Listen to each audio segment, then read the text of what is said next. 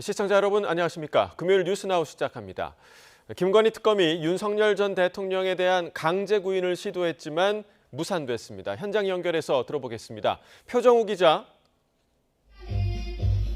네, 윤석열 전 대통령이 수감된 서울구치소입니다. 네, 특검의 강제 구인 시도 일단 오늘은 실패했다고요? 네, 오늘 오전 9시쯤 김건희 특검팀이 이곳 서울구치소를 찾아 윤석열 전 대통령에 대한 체포영장 집행을 시도했는데요. 2시간여 만인 10시 50분쯤 빈손으로 발길을 돌렸습니다. 이후 김건희 특검은 언론 공지를 통해 윤 전 대통령이 완강하게 거부해 영장 집행을 완료하지 못했다고 밝혔습니다. 체포영장 기한은 오는 7일까지인 만큼 시기와 방식 등을 조율해 재시도할 걸로 보입니다. 현재 구치소 앞에는 수십 명 정도의 지지자들이 모여 있는데요. 영장 집행 무산 소식이 들리자 크게 노래를 틀고 윤석열을 연호했습니다. 경찰은 혹시 모를 상황에 대비해 기동대원 200명가량을 배치해 안전관리에 나섰습니다. 네, 그렇다면 특검이 강제 구인을 시도하게 된 배경은 뭔가요? 네, 윤석열 전 대통령이 소환 조사에 전혀 응하지 않고 있기 때문입니다. 김건희 특감은 윤 전 대통령에게 지난달 29일 피의자 신분으로 나와서 조사받으라고 통보했습니다. 그런데 윤 전 대통령이 나오지 않았고 특검은 불출석을 확인한 날 곧바로 소환을 재통보했지만 역시 출석하지 않았습니다. 아무런 사유도 밝히지 않고 두 차례 소환에 불응하자 특검은 추가 소환 통보 없이 체포영장을 청구했습니다. 지금까지 대응 기조로 보면 출석하지 않을 거라는 게 명확하다고 판단한 겁니다. 특검이 청구한 체포영장은 어제 법원에서 발부됐습니다. 네, 결국은 강제로 끌고 나와야 한다는 건데 이전에도 무산된 적이 있잖아요. 네, 그렇습니다. 윤석열 전 대통령이 재구속된 이후 내란 특검이 추가 조사를 하기 위해 강제 구인을 시도했던 적이 있습니다. 내란 특검은 모두 3차례에 걸쳐 구치소에 인치 집행 지휘를 내렸는데 실행되지 않았습니다. 구치소의 교도관들이 윤 전 대통령을 강제로 끌고 나오는 게 현실적으로 어려웠기 때문입니다. 오늘 달라진 부분은 김건희 특검의 문홍주 특검보가 수사팀 검사과 수사관을 대동해 직접 현장을 지휘했다는 거였는데요. 특검보까지 직접 현장을 찾았지만 저항하는 윤 전 대통령을 물리적으로 옮기는 건 적절치 않다는 판단에 철수를 결정한 걸로 보입니다.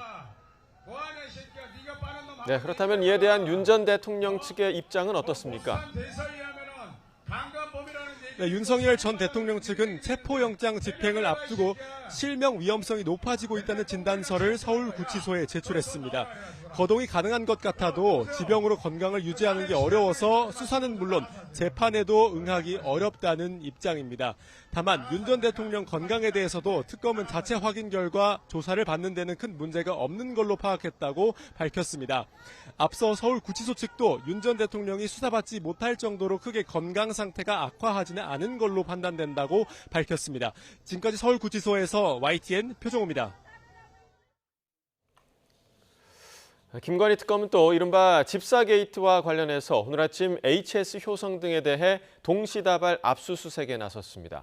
이상민 전 장관의 신병을 확보한 내란 특검은 이제 한덕수 전 총리를 정조준하고 있습니다. 취재기자 연결하겠습니다. 오승훈 기자, 김건희 특검이 오늘 아침 대대적인 압수수색에 나섰다고요? 네, 이른바 집사 게이트와 관련해 김건희 특별검사팀이 관련 회사에 대한 동시다발 압수수색에 나섰습니다. 김건희 특검팀은 오늘 오전 대기업들로부터 거액을 투자받은 IMS 모빌리티와 이 회사에 투자한 HS 효성, 관련자 주거지 등에 대한 압수수색에 착수했습니다. 조현상 HS 효성 부회장은 오늘 오전 10시 특검에 출석해 조사를 받을 예정이었지만 압수수색 집행으로 다음 주 월요일 오는 4일로 조사 일정이 미뤄졌습니다. 특검은 김 여사 일가와 밀접한 관계인 김예성 씨가 관여한 렌터카 업체 IMS 모빌리티가 지난 2023년 여러 기업들로부터 석연치 않은 과정으로 184억 원의 청탁성 투자를 유치받았다는 의혹을 수사하고 있습니다. 앞서 특검팀은 IMS 모빌리티에 거액을 출자한 카카오 모빌리티 류궁선 대표, 한국증권금융 윤창호 전 대표이사 사장 등을 잇따라 불러 조사했습니다. 네, 그리고 오늘 정치 브로커 명태균 씨도 다시 소환됐죠? 네, 김건희 여사의 의혹들을 수사하는 민중기 특별검사팀에 정치 브로커 명태균 씨가 이틀째 출석했습니다. 명 씨는 오늘 특검팀에 출석하며 취재진을 만나 국민이 많은 관심을 갖고 지켜보고 있다라며 특검 조사에 성실히 협조할 생각이라고 강조했습니다. 앞서 명 씨는 어제도 특검에 출석해 13시간 넘게 조사를 받았습니다. 명 씨는 지난 2022년 20대 대통령 선거 과정에서 윤석열 전 대통령에게 81차례에 걸쳐 불법 여론조사를 해준 혐의를 받고 있습니다. 네, 그리고 내란 특검은 어제 이상민 전 장관을 구속했는데 오늘 불러서 조사를 할까요? 네, 내란 특검팀은 일단 오늘 이상민 전 장관을 구치소에서 바로 불러 조사하지는 않을 것으로 보입니다. 특검팀 관계자는 오늘 새벽 영장이 발부된 만큼 당일 즉각 조사는 쉽지 않을 것 같다고 밝혔습니다. 이에 따라 특검팀은 일단 이상민 전 장관의 주요 혐의에 대한 보강 조사를 이어갈 것으로 보입니다. 특히 특검은 이상민 전 장관이 경찰의 국회 봉쇄와 체포조 지원 등에 깊이 관여한 것으로 강하게 의심하고 있습니다. 이미 구속된 김용현 전 장관이 군 지휘부를, 이상민 전 장관이 경찰 지휘부에 계엄 관련 지시를 내렸을 가능성을 염두에 두고 수사를 확대할 것으로 예상됩니다. 앞서 서울중앙지방법원은 오늘 새벽 언론사 단전 단수를 지시한 혐의를 받는 이상민 전 장관에 대한 구속영장을 발부했습니다.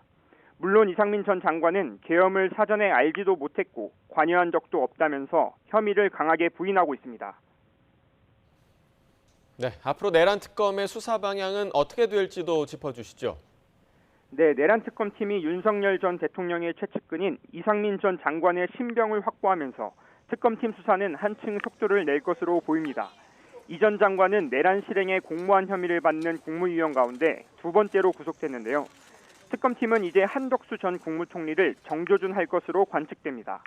한 전 총리의 경우 최근 자택 등에 대한 대대적인 압수수색을 벌였는데 압수물 분석이 끝나는 대로 다시 불러 강도 높은 조사를 이어갈 방침입니다. 한 전 총리는 지금까지 계속 혐의를 부인해왔지만 특검이 이 전 장관처럼 전격적으로 구속영장을 청구할 것이란 전망도 높습니다. 또 삼청동 안가회동 참석자들인 박성재 전 장관과 김주현 전 민정수석 등도 수사선상에 오를 것이란 예상이 나옵니다. 네, 마지막으로 최상병 특검은 김건희 여사의 비화폰 실물을 확보했다고요? 네, 최상병 특검이 구명 로비 의혹에 연루된 김건희 여사가 당시 사용했던 비화폰 실물을 확보했습니다. 최상병 특검은 김건희 여사가 사용했던 비화폰 실물과 통신 내역을 어제 대통령 경호처로부터 확보했다고 밝혔습니다. 특검은 김건희 특검과도 공유할 것이라면서 다음 주 정도에는 김 여사가 사용했던 비화폰이 어떤 것인지, 개수는 몇 개인지 등에 대해 구체적으로 확인할 수 있을 것으로 기대한다고 덧붙였습니다. 최상병 특검은 다음 주 초에는 윤석열 전 대통령과 이종섭 전 국방부 장관, 조태용 전 국정원장 등의 비화폰 통화 내역을 경호처에서 제출받을 예정이라고 설명했습니다. 지금까지 사회부에서 YTN 오승훈입니다. 네, 조금 전에 들어온 소식 전해드리겠습니다. 국회 법제사법위원회가 농수산물 유통 및 가격 안정에 관한 법률 일부 개정 법률안, 이른바 농안법과 양곡관리법을 여야 합의로 처리했다라는 소식이 조금 전에 들어왔습니다. 윤석열 정부에서 제2요구권 또 거부권에 막혀서 폐기됐던 법안이죠. 부활을 눈앞에 두게 됐습니다. 오늘 4일 본회의에서 처리가 되면 앞서 지난달 통과된 농업재해대책법 등에 이어서 이 농업 4법이 모두 입법을 마무리하게 됩니다. 이 농안법은 농수산물 가격이 기준 이하로 떨어지면 정부가 일부를 보전해주는 내용이 핵심이고요. 양곡관리법은 쌀값 폭락을 막기 위해 남는 쌀을 정부가 의무적으로 사도록 하는 내용입니다. 관련 소식 추가로 들어오는 대로 계속해서 전해드리겠습니다. 국회는 오늘 법사위원회를 열어 방송 3법, 또 노란봉투법 등 쟁점 법안을 처리할 예정이지만 국민의힘의 반대로 진통이 예상됩니다.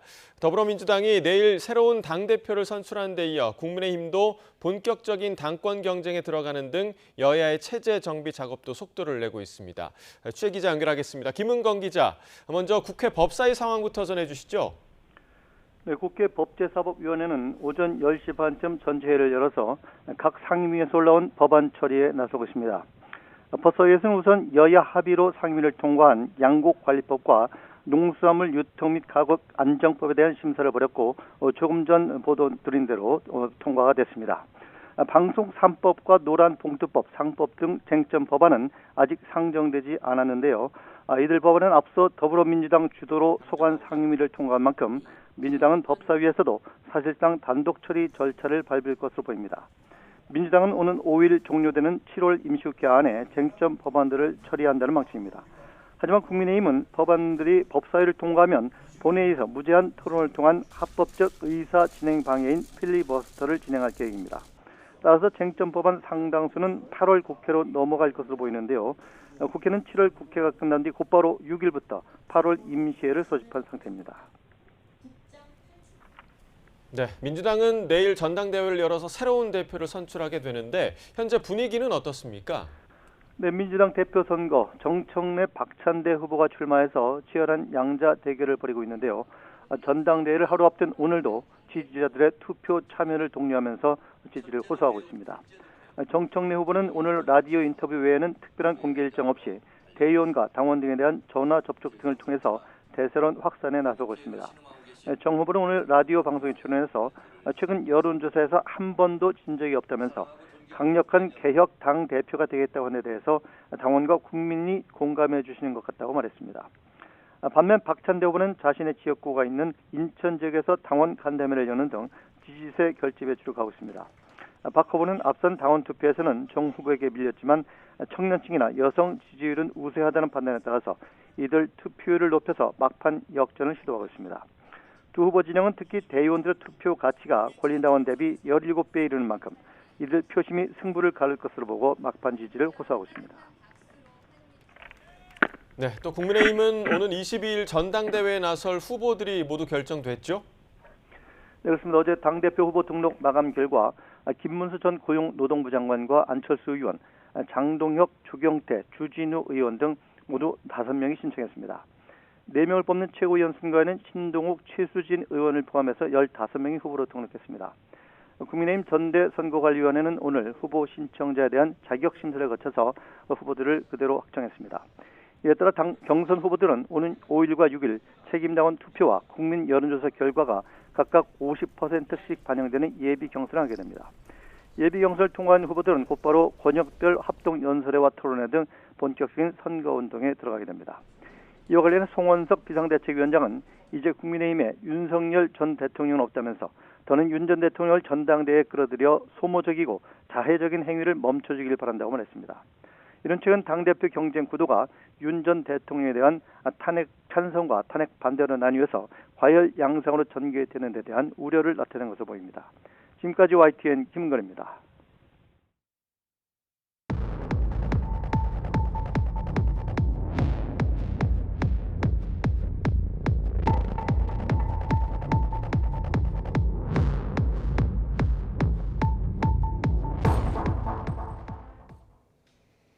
(8월의) 첫날에도 폭염의 기세는 여전합니다. 주말과 휴일에도 전국적으로 열대야와 폭염이 이어지겠는데요.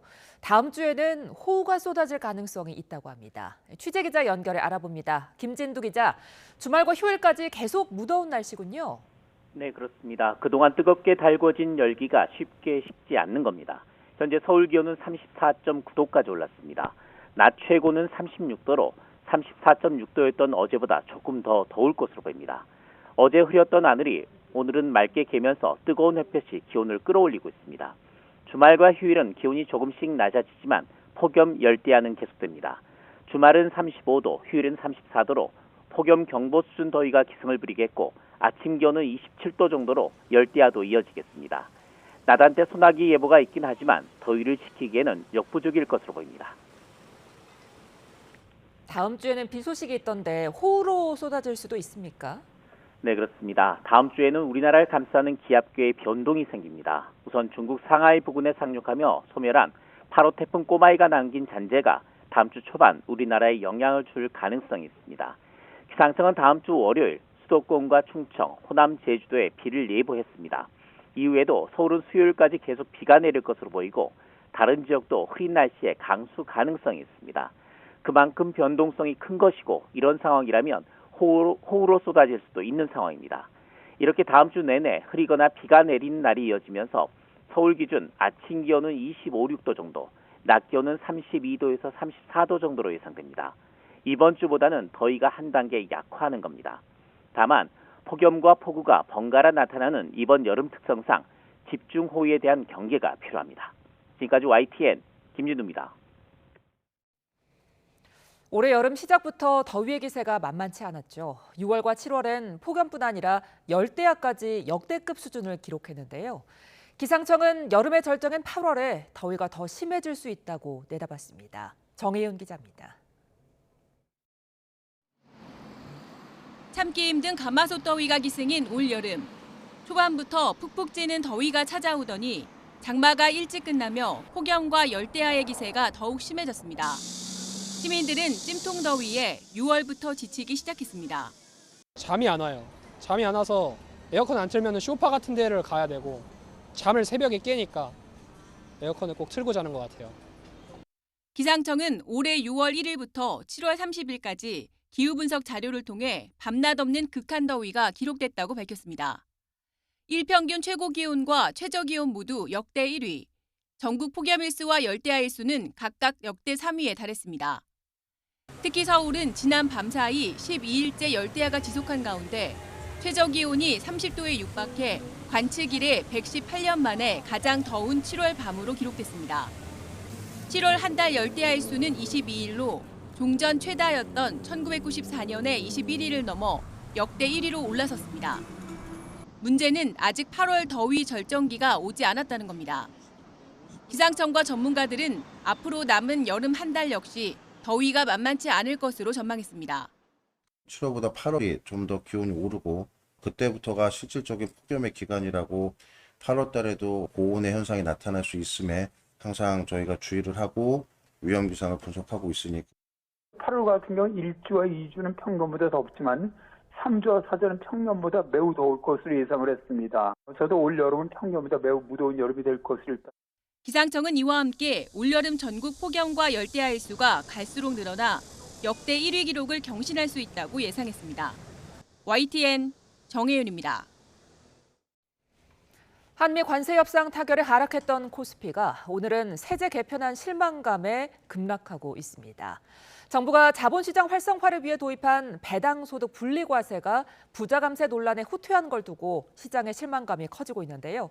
취재기자 연결해 증시 소식 알아봅니다. 류한홍 기자, 급락했던 코스피 지금은 어떻습니까? 코스피가 1% 내린 3,210으로 출발했는데 현재는 3,150선에 내려왔습니다. 한때 3.7%까지 낙폭이 커지며 3,120선까지 내려가기도 했습니다. 외국인과 기관이 1조 원 이상 동반 순매도에 나서며 지수 하락을 주도하고 있습니다. 개인은 외국인과 기관이 쏟아내는 물량을 받아내고 있습니다. 시가총액 상위 종목은 일제히 하락입니다. 삼성전자는 1.8% 하락 중인데 3거래일 연속 상승 후 이틀 연속 하락하고 있습니다. 어제 급등했던 SK하이닉스는 오늘 5%까지 낙폭이 커지는 모습을 보이고 있습니다. 중국 정부가 최근 엔비디아에 보안 문제로 경고를 했다는 소식이 알려지며 반도체주가 약세입니다.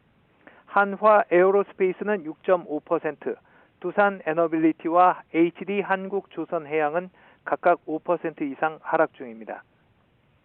한미 관세 협상 타결 소식에 폭등했던 한화오션은 오늘도 소폭 상승 흐름을 보이고 있습니다. 코스닥도 1% 내린 796으로 출발해 770선까지 내려왔습니다.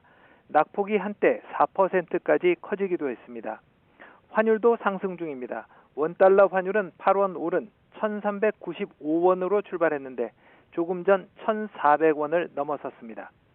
시장 전문가들은 정부의 어제 세제 개편안에 대한 실망감이 큰 영향을 미친 것으로 보고 있습니다. 정부가 자본시장 활성화를 위해 배당소득 분리과세를 도입했지만 부자 감세 논란에 후퇴한 것을 두고 기대에 못 미친다는 반응이 많습니다. 최고 세율이 초안보다 10%포인트 높아진 점과 대상 기업을 배당 성향 40% 이상 기업으로 축소한 점이 도입 취지를 무색하게 했다는 비판이 일고 있습니다. 지금까지 경제부에서 YTN 유환홍입니다. 미국 상호관세 불확실성에도 지난달 우리나라 수출이 6% 가까이 증가하며 2달 연속 플러스 행진을 이어갔습니다. 산업통상자원부는 7월 수출이 1년 전보다 5.9% 늘어난 608억 달러로 집계됐다고 밝혔습니다. 최대 수출품인 반도체는 메모리 반도체 가격 상승과 HBM 등 고부가가치 제품에 힘입어 수출액이 31.6% 증가한 147억 달러로 7월 최대 실적을 썼습니다. 자동차 수출액은 유럽연합과 중남미 등 미국 외 주요 시장에서 호실적을 보이면서 8.8% 증가한 58억 달러를 기록했습니다. 이재명 정부 출범 뒤 한미 외교장관이 처음 만나 한미 정상회담 일정 조율에 나섰습니다. 한미는 또 북한의 완전한 비핵화라는 같은 목표를 확인하고 한미일 3자 협력도 강화해 나가기로 했습니다. 워싱턴에서 신윤정 특파원입니다. 한미 무역협상 타결 다음 날 취임 뒤 처음 미국 워싱턴 DC를 찾은 조현 외교부 장관이 마코 루비오 국무장관과 만났습니다. 루비오 장관은 환영의 뜻을, 조 장관은 감사 인사를 건네며 첫 상견례를 했습니다. 곧바로 회담장으로 이동한 두 장관은 이재명 대통령과 도널드 트럼프 미 대통령 간 첫 정상회담 개최를 위한 논의에 나섰습니다. 이제 날짜를 조율 중입니다. 그 내용도 물론 이제 실무선에서 더 충실하게 만들어가는데 합의를 했습니다. 트럼프 대통령이 2주 안에 이 대통령이 백악관을 방문할 것이라고 예고한 만큼 8월 중순쯤이 될 거란 관측이 나옵니다. 정상회담 테이블에 올릴 의제 조율도 시작됐습니다. 정부 고위 당국자는 한미 동맹을 어떻게 미래지향적, 포괄적 동맹으로 발전시킬 것인지에 대해 양국의 의견 일치가 있었다고 설명했습니다.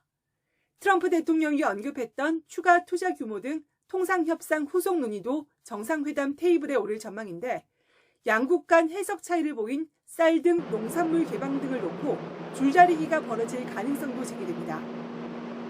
While providing historic market access to American goods like autos and rice. 여기에 주한미군 감축과 방위비 분담금 증액, 주한미군의 역할 조정 등을 둘러싼 한미동맹 현대화가 외교안보 현안으로 떠오른 상황. 관세협상 타결을 계기로 한미 정상회담이 급물살을 타면서 관련 논의도 본격화할 것으로 보입니다. 조 장관과 루비오 장관은 첫 회담에서 북한의 완전한 비핵화라는 공동의 목표를 확인하고 한미일 3자 협력을 강화해 나가기로 했습니다. 조 장관은 첫 양자 회담이 건설적이고 좋았다며 루비오 장관이 준비해온 여러 이슈에 잘 대답했다고 덧붙였습니다. 한미 정상회담에서 다뤄질 의제들이 녹록지 않은 만큼 수개월 만에 재가동된 한미 고위급 외교 채널에서 주도 면밀한 사전 준비가 필요하다는 지적이 나오고 있습니다. 워싱턴에서 YTN 신윤정입니다. 미국과의 관세 협상이 극적으로 타결되기까지 우리나라 주요 대기업의 총수들도 깜짝 등판해 숨은 조력자 역할을 했습니다. 반도체와 자동차, 조선 등 우리나라 핵심 산업 분야 총수들이 미국을 직접 방문해 지원 사격에 나선 게 주요했다는 평가가 나옵니다. 최도희 기자입니다. 이재용 삼성전자 회장, 정의선 현대차그룹 회장, 김동관 한화그룹 부회장은 미국과의 관세 협상에 힘을 보태기 위해 예정이 없던 방미길에 올랐습니다. 이들 가운데 가장 먼저 미국을 찾은 건 김동관 부회장이었습니다. 28일 방미길에 오른 김 부회장은 미국의 주요 관심사인 조선업 협력과 관련해 우리 정부가 미국 정부에 제안한 조선업 협력 프로젝트, 이른바 마스가 구체화를 조언한 것으로 알려졌습니다. 다음 날인 29일에는 이재용 삼성전자 회장이, 이어 30일에는 정의선 현대차그룹 회장이 잇따라 미국행 비행기에 올랐습니다. 이재용 정의선 회장은 미국 현지 네트워크를 총동원해 정부의 대미 무역 협상을 측면 지원한 것으로 전해졌습니다. 그 관세 협상에서 요구했던 것이 미국에 얼마를 투자할 것이냐라는 금액인데 그 금액은 사실 대한민국 정부만으로는 하기 어렵고 실제로 기업들이 해야 되는 부분이 있는데 실제 그 기업의 총수들이 나타나서 존재감을 보여주면서 이 협상장에서 이게 만약에 추가적인 투자가 필요하다면은 이런 부분을 협상의 가능성이 있다. 이와 관련해 김용범 대통령실 정책실장은 대기업 총수들이 자발적으로 미국에 갔다고 답변했습니다. 저희가 뭐 이렇게 요청하고 그런 건 아니고요. 우리나라 기업 집단들에게 대기업 회장들에게도 매우 중요한 사안이기 때문에 자발적으로 가서 노력을 하고 있고. 이에 더해 미국통 경제인으로 꼽히는 유진 한국경제인협회 회장도 미국을 찾아 상하원 의원들을 만나며 협상 타결을 막후 지원한 것으로 알려졌습니다. 반도체, 자동차, 조선 등 관세와 한미 협력의 핵심 분야를 대표하는 기업을 이끄는 총수들을 비롯해 민관이 전방위 대응에 나선 끝에 우리 정부는 상호 관세율을 25%에서 15%로 낮추는 데 성공했습니다. YTN 최두입니다. 트럼프 대통령 측근은 백악관 고위관리와 미국 해군성 장관이 한미 통상협상 타결 직전인 지난달 30일 한화오션이 인수한 미국 현지 조선소를 방문했던 거로 드러났습니다. 한화오션은 러셀 보트 백악관 예산관리국장과 존 펠란 해군성 장관 등 미국 정부 고위 관계자들이 현지 시간 지난달 30일 필라델피아의 한화 필리 조선소를 방문해 김동관 부회장과 협력을 논의했다고 밝혔습니다. 한미 관세 협상에서 지렛대로 거론됐던 국방비 증액과 방위비 분담금 문제는 발표되지 않았습니다. 미국이 요구하는 한미 동맹의 현대화까지 양국의 안보 현안 논의는 예고된 한미 정상회담을 앞두고 본격화할 전망입니다. 나혜인 기자입니다. 트럼프 미국 대통령이 압박했던 국방비 증액이나 미국산 무기 구매 카드는 이번 관세 협상에서 거론되지 않았습니다. 통상과 안보 현안을 망라한 패키지 거래를 시사했지만 협상은 막판으로 갈수록 통상 분야에 집중된 거로 보입니다. 이번 딜은 이제 보시면 이제 러트닉 상무장관이 주가 대세했습니다. 안보나 이런 문제들은 한미 정상회담이기 때문에 그쪽에서 이제 논의가 될 것 같고요. 무역 협상이 타결됐다고 안보 현안까지 해결된 건 아니라는 겁니다.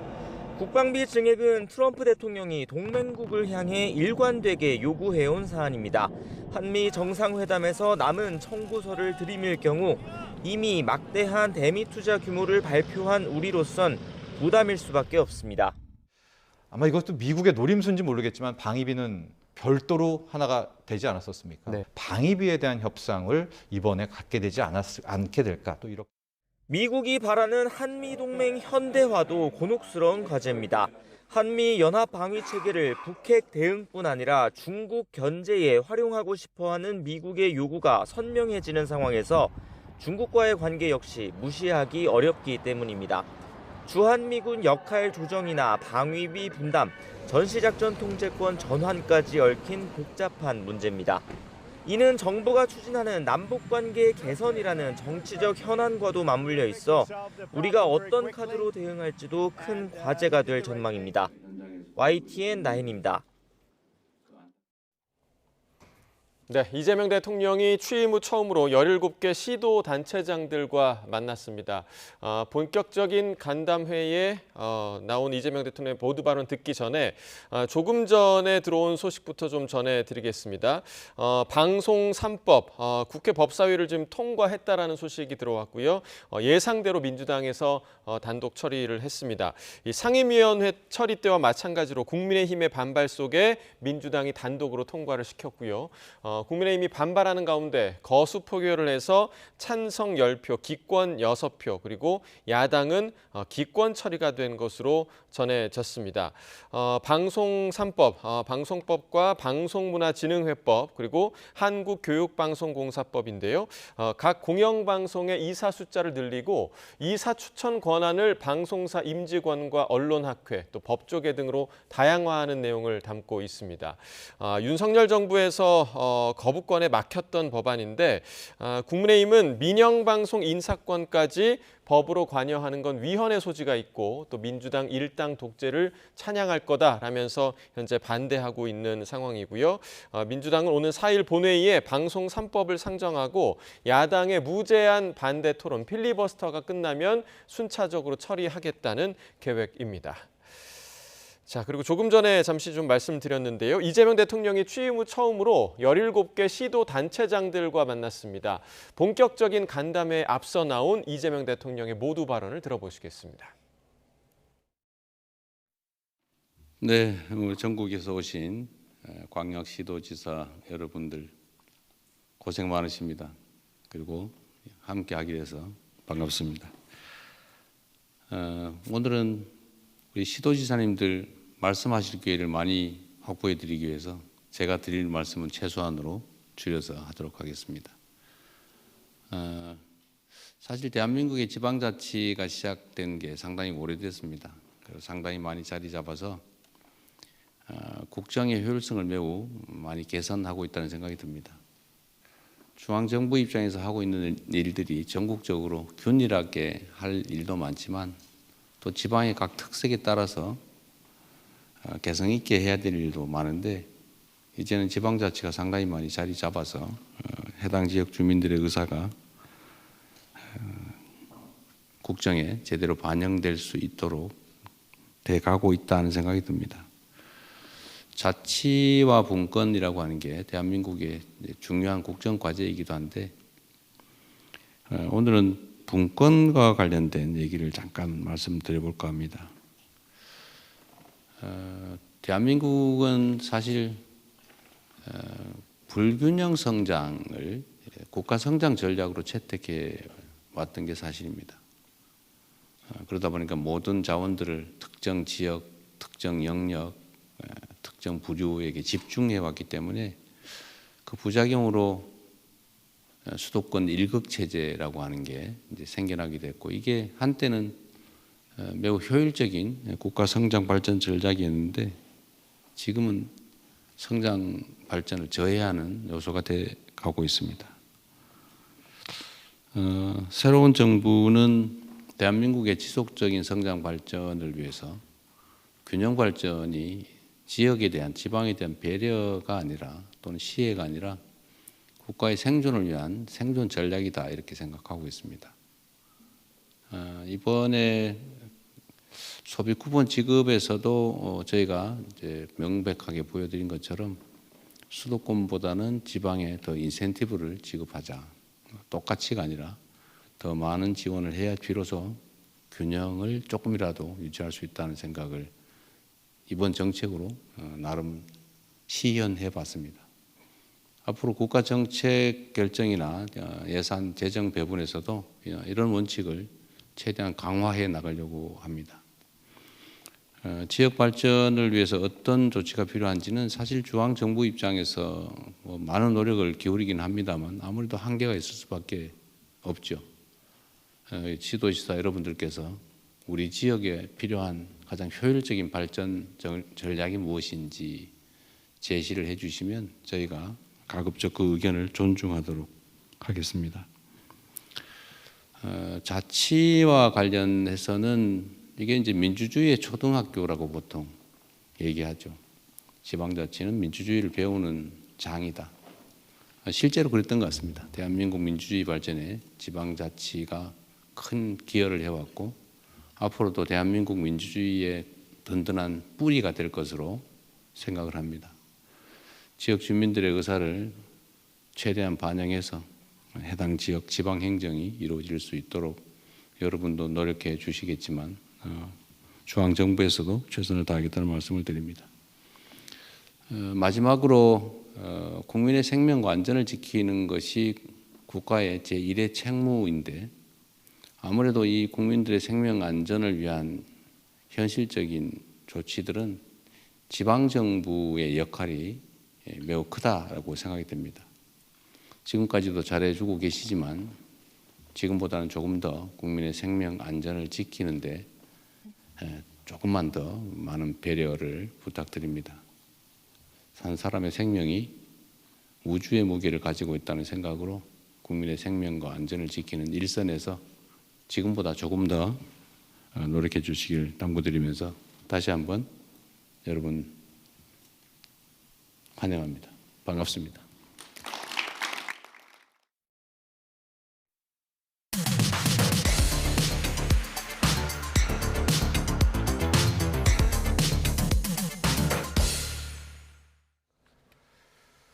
네, 각이 살아있는 정치평론 시사정각 시작합니다. 오늘도 각이 서는 두 분과 토론해 보도록 하겠습니다. 전용기 더불어민주당 의원, 이용호 전 국민의힘 의원 나오셨습니다. 어서 오십시오. 안녕하세요. 네.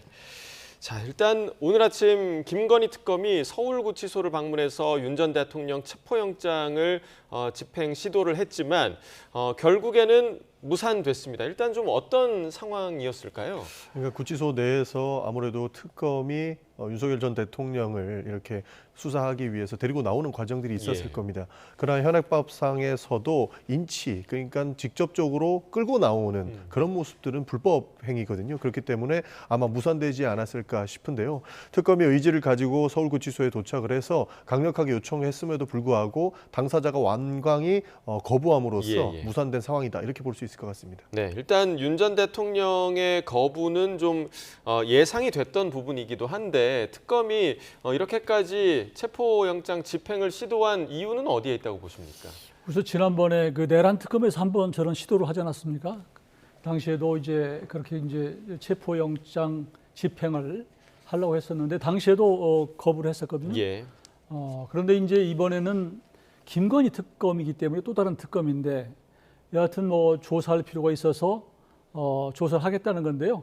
기본적으로 안 하고 넘어갈 수는 없었을 거예요. 제가 보기에는. 그러니까 한 번 정도의 저런 모습을 보여줄 필요는 있었다 이렇게 판단을 할 것 같고 또 제가 보기에는 앞으로 특검도 자기들끼리 서로 뭐 이제 경쟁하고 뭐 이럴 텐데 최병 특검도 마찬가지로 저런 시도를 한번 하지 않을까 싶어요.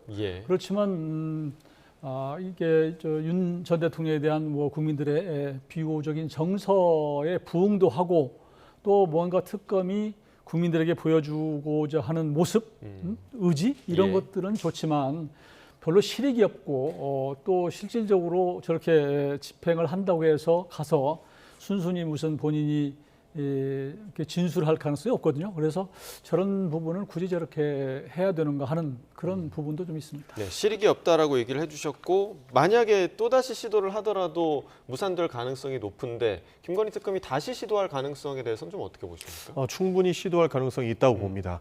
실익이 없다라고 평가를 할 수도 있지만 사실상 이 부분은 모든 재판에 영향을 미칠 수밖에 없는 상황입니다.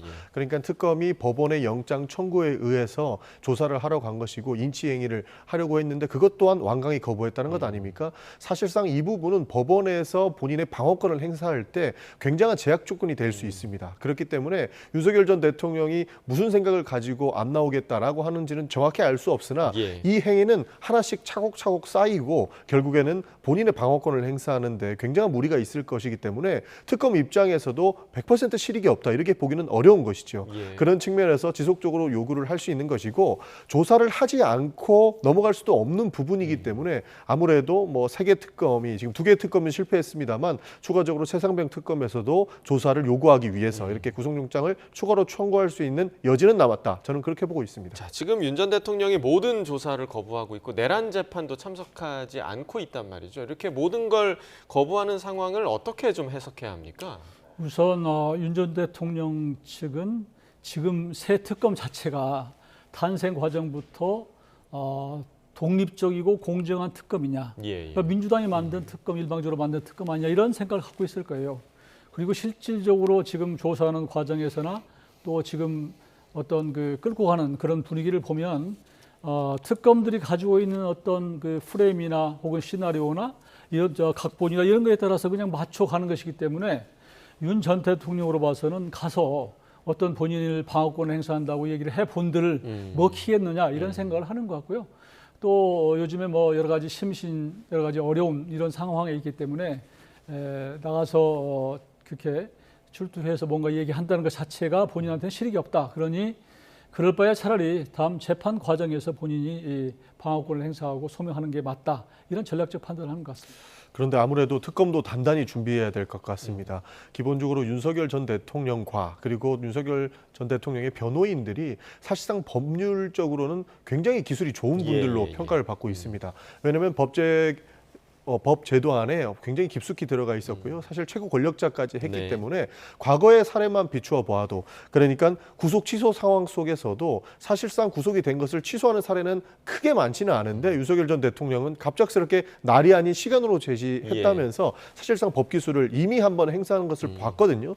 그런 측면에서 또 다른 허점을 찾을 수 있다라는 겁니다. 이런 방식 속에 과거 있었던 사례들과 함께 뭐 인치를 강제적으로 하려고 한다던가 조금의 불법사항이 특검에서 보였을 때에는 또 그 변호인들이 그것을 문제 삼아서 추가적인 회피 가능성이 있기 때문에 아무래도 그런 부분을 노리고 있지 않을까 싶기도 하고요. 이런 측면에서 특검도 불법 행위가 없는지 그 과정 속에서 문제는 없는지를 단단히 준비하고 나가야 될 것이다. 저는 그렇게 보고 있습니다. 네, 이런 가운데 민주당에서는 특검 TF가 최근에 구성이 됐습니다. 우리 전 의원님도 포함이 돼 있으시고요. 어제 서울구치소를 찾아서 이제 관계자를 면담을 했는데 그 모습 잠깐 보고 오겠습니다. 윤석열이 사실상 변호인 접견을 빙자해서 이 에어컨이 나오는 접견실에서 휘슬을 들리면서 이런 법치주의를 거부하고 그러면 건강상의 큰 문제는 없는 걸로 보이는데요. 우리 팀장님 보셨나요? 지금 수사에 응하지 못할 정도로 건강상의 문제가 있습니까? 뭐 변명이 있다면 그런 것까지는 개인정보 보호 측면에서 얘기 안 해도 되는데 수사에 못할 정도의 건강상의 문제가 있느냐 이런 정도는 개인정보 보호법과 관련이 없다고 봐요. 네. 제가 판단하기에는 현재 수사를 받지 못할 정도로 크게 건강 상태가 악화되지는 않은 것으로 판단이 됩니다만 그 개인적인 어떤 주관적인 그런 증세까지 제가 다 알 수는 없기 때문에 제가 뭐 명확한 답변을 드리기는 어렵지만 뭐 제가 판단하기에 뭐 조사라든지 이런 거는 시행될 수도 있지 않을까라는 생각을 그렇게 해봅니다. 네. 네, 일단 전 의원님이 어제 저 자리에 함께 했었기 때문에 먼저 좀 질문을 드려보자면 지금 뭐 여러 말들이 나오고 있잖아요. 건강 문제, 또 구치소 환경의 문제, 혹은 특혜의 문제 이런 지금 상황들이 실제로 좀 어떤 상황인 걸로 추정이 됩니까? 다방면으로 기존의 수사 관행들과 다른 점들은 몇 가지 포착이 됐습니다. 예. 지금 우리가 보다시피 본인은 몸이 안 좋다는 이유로 거부하고 있지 않습니까? 예. 그러나 의료 과정이 봤을 때에는 그렇게 수사를 거부할 정도의 몸 상태는 아니다. 다만 본인이 주관적으로 주장을 하시는 것이기 때문에 그 부분들은 다 알 수 없다라고 답변을 했던 것만큼 어쨌든 본인은 어떠한 방법을 들어서도 수사를 회피하고 있는 상황입니다. 예. 그리고 추가적으로 변호인 접견실이 아닌 제3의 장소에서 실제로 변호인 접견을 하고 있었습니다. 그것은 뭐 경호상의 문제라든지 여러 가지 기타 사유들을 들고 있지만 사실상 변호인 접견은 변호인 접견실에서 이루어져야 되는데 뭐 다른 장소에서 이루어지고 있는 만큼 그 부분의 특혜를 지적하지 않을 수가 없었던 부분이거든요. 그런 차원에서 아무래도 저희 특검 TF에서 이런 부분들을 바로 잡은 활동을 하기 위해서 저 자리에 갔다 이렇게 봐주시면 좋을 것 같습니다. 예, 지금 뭐 그 윤석열 전 대통령 측근 측에서 얘기하고 있는 것과 지금 조금 전에 녹취로 들었지만 구치소 측에서 얘기하는 것과 조금 다른 부분이 있는데 여기에는 어떤 이유가 좀 있을 거라고 보십니까? 그러니까 몸이 예를 들어서 아프다 이것은 매우 주관적인 측면도 있을 거예요. 그러니까 육체적인 어떤 뭐 암이 걸렸거나 뭐 치명적 이런 것도 있지만 기본적으로 그 마음이 도저히 그 허락하지 않는 정도의 상황이면 모든 걸 포기하는 이런 자포자기 심정이라고 한다면 이것도 다른 측면이거든요. 근데 그냥 외견상 큰 문제가 없어 보인다. 이것은 그거야말로 무책임한 얘기 같고요. 또 제가 보기에는 조금 전에도 말씀드렸지만 본인으로 봐서는 그 집행 자체에 응해서 아무 실익이 없는데 그걸 나가서 할 이유가 없다는 말씀을 드리고 여기서 제가 문제를 제기하고 싶은 것은 민주당에서 이 3대 특검 특위를 만든 것 자체가 저는 이해할 수가 없어요. 그러니까 기본적으로 특검이라고 하는 것은 객관적으로 독립적으로 운영이 돼서 실체적 진실을 밝히도록 하는 것인데 당에서 이런 기구를 만들어서 압박을 하거나 수사에 가이드라인을 주거나 이러면은 어떻게 특검이 그걸 어떤 양심과 소신에 따라서 수사를 할 수 있겠습니까? 이런 측면에서 매우 정말 잘못된 것이고요. 더구나 영장 집행을 하루 앞두고 이 구치소를 방문해서 이런 것들을 이렇게 보여주는 것은 이거말로 이렇게 법과 원칙에 따라서 수사하고 이런 것을 방해하는 어떻게 보면은 뭐 인적으로 좀 인민재판식으로 끌고 가는 국민 정서에 편승해서 이런 부분이 있어서 매우 위험하다는 생각을 하고 있습니다. 예, TF의 일원으로서 이러한 의견에 대해서 좀 어떻게 보십니까? 사실 지금 TF가 필요할 수밖에 없는 상황을 만든 것은 국민의힘과 지금 그 수사를 받고 있는 당사자들이다 이런 말씀 드릴 수 있겠습니다. 기본적으로 수사를 받으면 성실하게 수사 임하는 자세도 있는데 이것을 타개하기 위해서 정치적으로 이용하시는 분들도 계십니다. 그러니까 내란 특검에서 참고인으로 조사한 안철수 의원도 결국에는 이것은 정치 탄압이다라고 하면서 정치적으로 이 상황을 모면하려고 했던 것이거든요. 그러나 실상을 까놓고 보면 참고인으로서 그때 당시에 상황 파악을 하기 위해서 요청을 한 것임에도 불구하고 이런 식으로 정치적으로 이용을 하시는 모습들을 봤을 때 저희가 늘 주장했던 것은 검찰이나 특검은 정치 활동을 하기 위해서 언론 플레이를 하지 않았으면 좋겠다라고 하는 기본적인 생각을 가지고 있는데 여기에서 정치를 한다는 것이 부적절하기 때문에 오히려 정당에서 그렇게 정치적 목적으로 헤쳐나가려고 하는 것들을 차단해주는 역할이 필요하다라고 해서 이 특검 TF를 만든 것이거든요. 그렇기 때문에 저희는 사실상 수사에 개입할 수 있는 여지나 방법조차는 일절 없는 거라는 말씀을 먼저 드리고 이후에 정치적으로 이 국면을 헤쳐나가려고 하는 부분들을 차단하고 실제적 진실을 밝히기 위해서 돕는 역할을 특위에서 한다. 이렇게 봐주시면 좋을 것 같습니다. 지금 윤석열 전 대통령은 이미 탄핵되지 않았어요. 파면됐습니다. 그러니까 국민의힘과는 이미 끝난 상황이고요. 그리고 이런 지금 재판받고 있는 거, 수사받고 있는 것은 사법부에 맡길 일이다 저는 그렇게 생각합니다. 그럼에도 불구하고 자꾸 당에서 민주당에서 더불어 집권여당에서 거대 정당의 힘을 가지고 지금 외곽에서 특검을 압박하는 모습으로 보이는 것 같고요.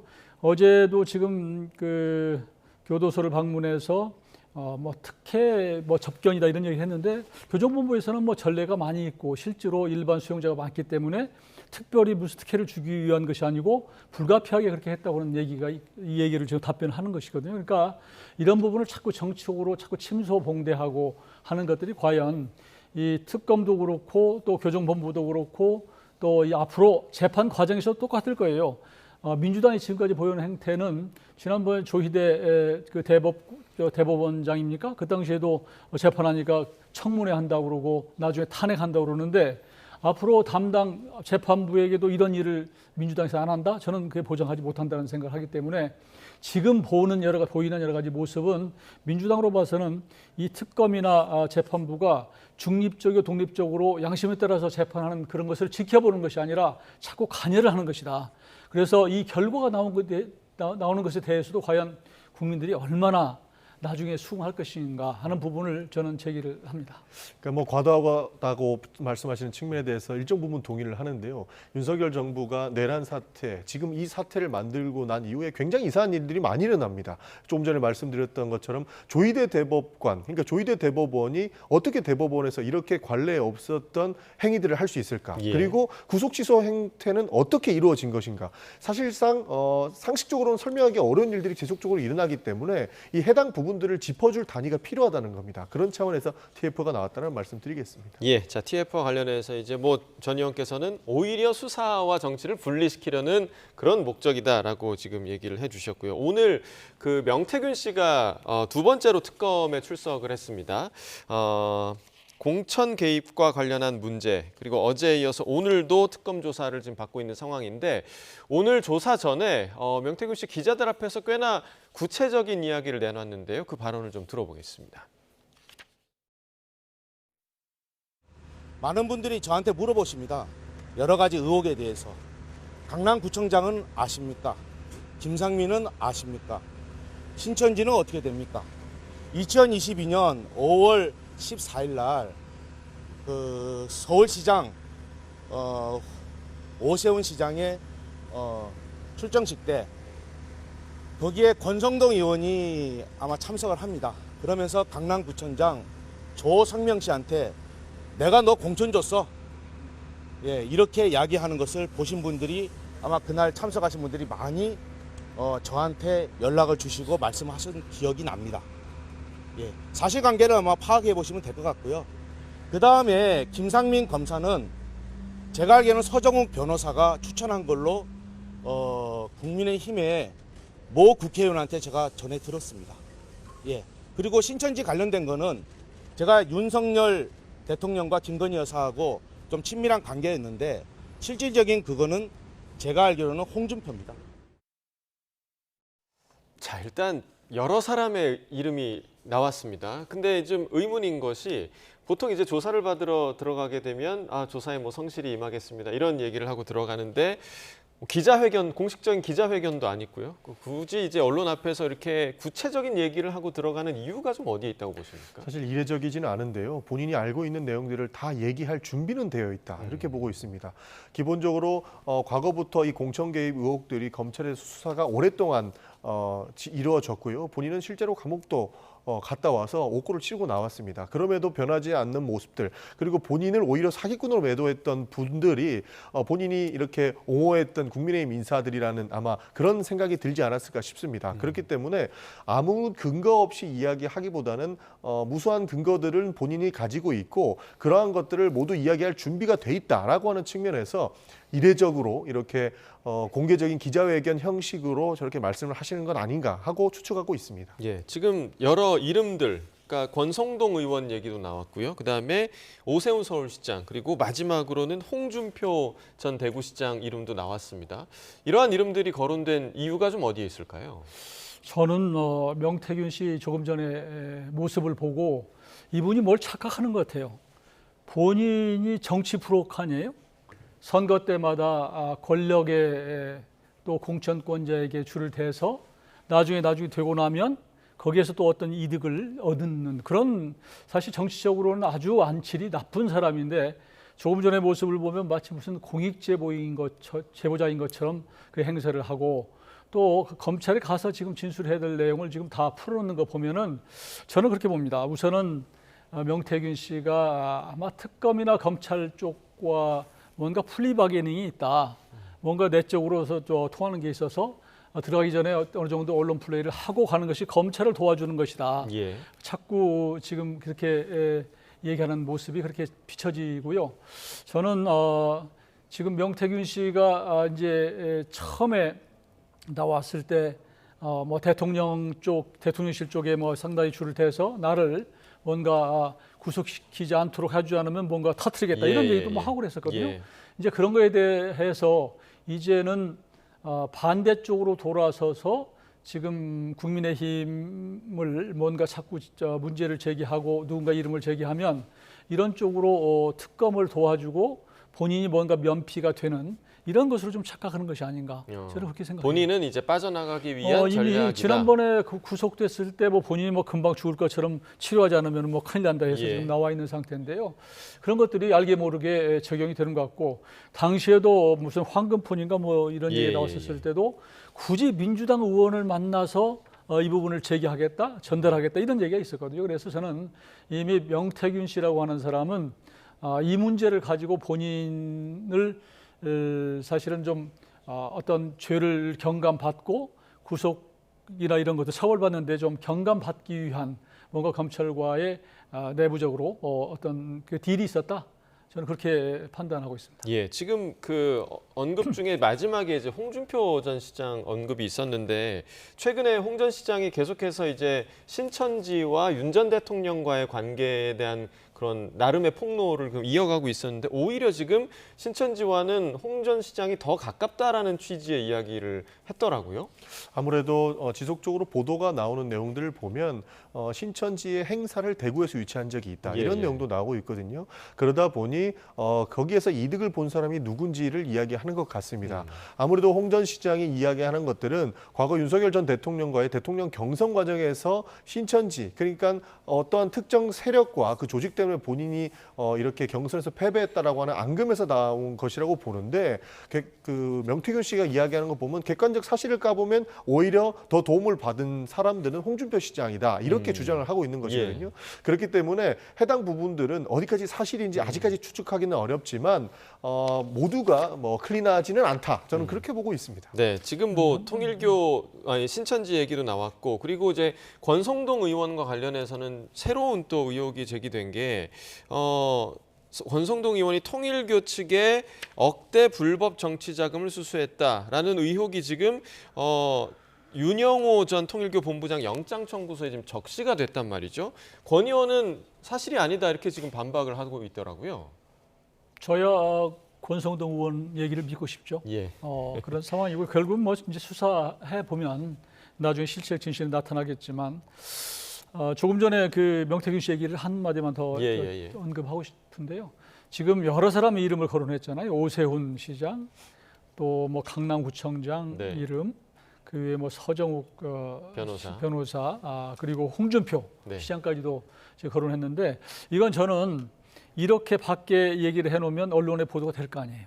언론에 보도되면 특검은 이걸 수사하지 않을 수 없고 나중에 부를 거예요. 그러니까 처음부터 역할 분담한 거 아닌가. 그래서 명태균 씨가 김건희 특검에 관해서는 무차별적으로 난사를 해놓으면 그걸 특검이 가져다가 수사를 하는 이런 수순으로 가는 것처럼 보이고요. 조금 전에 이제 그 권성동 의원 건 같은 경우는 지금 뭐 통일교와 뭐 어떤 긴밀한 중간의 역할을 한 것처럼 자꾸 보도되고 있는데 본인이 검사 출신이고 또 한때는 그 카지노입니까?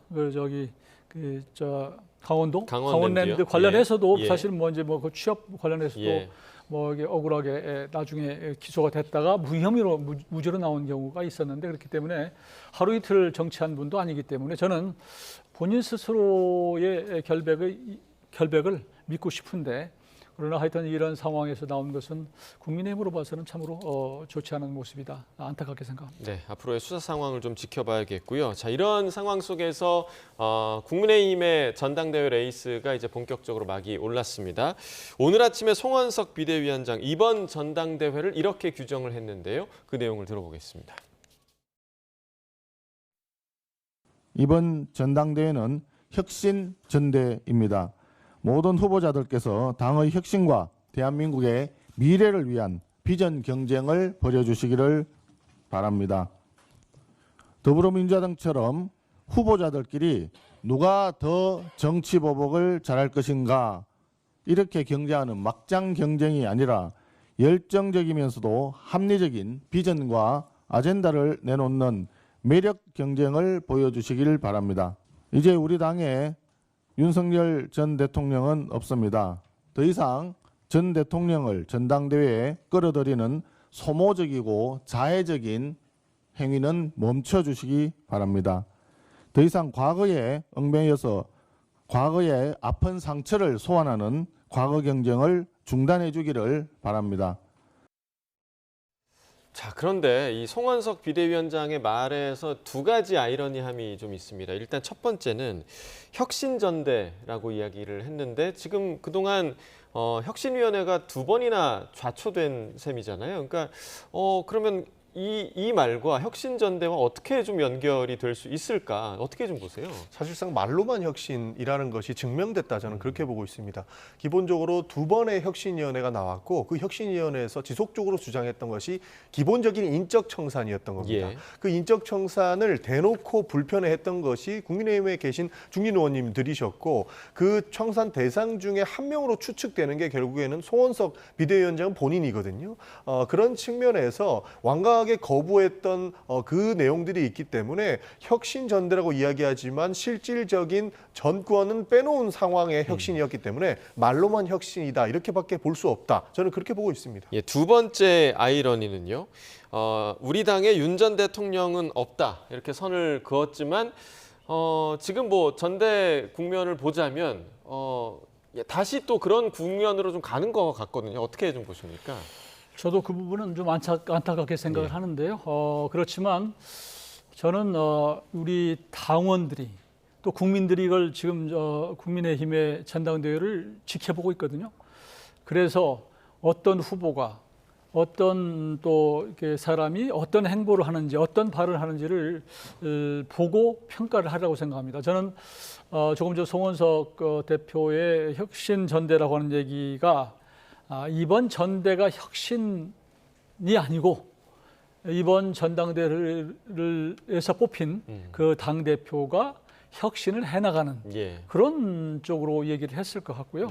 지금 조금 전에 이제 인적 쇄신 이런 것들이 국민들이 볼 때는 제일 산뜻하고 좀 뭔가 변화된 모습을 보여주기엔 좋지만 이게 당장 인적 혁신이라고 하는 게 쉽지 않고 지금 우리 당의 상황으로 봐서는 우물에 가서 숭늉 구하는 정도로 사실은 굉장히 빠른 그런 상황이기 때문에 이번 전당대회에서 뽑힌 지도부가 좀 어떤 질서 있는 혁신을 해 나갈 필요가 있다. 저는 그리고 이번 어떤 이번에 찬탄이나 반탄이냐 친길이냐 반길이냐 여러 가지 얘기들을 하고 비판하고 있는데 그럼에도 불구하고 우리 당원들이 굉장히 현명하다. 지난 대선 후보 과정에서도 후보 단일화 안건을 결국은 부결했던 그런 당원들이기 때문에 그 당원들이 가장 지금 국민의힘이 안고 있는 여러 가지 문제를 잘 해책할 수 있는 그런 당대표를 뽑을 것이다. 저는 그렇게 보고 있습니다. 네, 자, 우리 당에 더 이상 윤 전 대통령은 없다라는 말이 무색하게 일부 후보들은 좀 각자의 행보를 보이고 있는데 그 모습 먼저 보시고 또 이야기 이어나가겠습니다. 먼저 듣겠습니다. 국민 여러분, 당원 여러분 반갑습니다. 이번에 두 번째 질문을 드리겠습니다. 네. 저는 다양한 의견에 대해서 존중합니다. 그러나 전환길 면접 받는다 이렇게 언론 되는데 유튜브 버전의 관훈 토론이라고 생각해 주면 좋겠다. 대통령에 대해서 절연이다 이런 말씀들을 하시는데 이미 우리가 대선 과정에서 탈당하지 않으셨습니까? 뭐가 있길래 더 절연하자는지 저는 잘 모르겠고 당대표가 된다면 당의 대표로서 적절한 시점에 면회가 허용된다면 저는 면회를 가겠습니다. 저를 극우로 몰았던 분들은 이 극우 정당에 남아 계시지 말고 알아서 나가시라고요. 당원들 50% 이상이 지지해서 당대표가 됐는데 저는 거기에 나간다고 한 적도 아직 없고요. 검토를 하고 있고요. 그다음에 전환길 씨가 극우다. 나보고도 극우라는 사람 있죠. 자, 제가 이제 극좌들이 만들어 놓은 이 프레임. 저는 좌익 출신 아닙니까? 정청래 대표 여러분 1986년 10월에 건국대 그 주사파들이 총집결입니다. 그때 저는 감옥에 있었어요. 이런 사람이 극자고 이런 사람이 반미고 이런 사람이 저보고 극우라는데 여러분 믿으시면 되겠습니다. 나는 한 번도 민주당의 이러한 잘못된 프레임 여론 몰이 여기에 언론인들이 넘어가시면 안 된다. 네, 조금 전에 이제 법사위 속보가 하나 더 들어왔습니다. 노란봉투법, 노동조합 및 노동관계조정법 일부 개정 법률안이죠. 노란봉투법이 국회 법사위 전체 회의를 통과했다라는 소식이 들어왔고요. 이 역시 민주당의 단독 처리로 통과가 된 것으로 조금 전에 전해졌습니다. 이 노란봉투법은 이 사용자의 범위 그리고 노동쟁의의 대상을 확대하고 또 파업 노동자에 대한 기업의 손해배상 청구를 제한하는 내용을 골자로 하고 있습니다. 그동안 여야가 상당히 좀 진통을 벌였던 법안인데 민주당의 단독 처리로 법사위를 통과했다라는 소식 전해드리겠습니다. 자, 조금 전에 저희가 좀 녹취를 봤습니다만 일단은 장동혁 의원의 행보를 좀 어떻게 보시나요?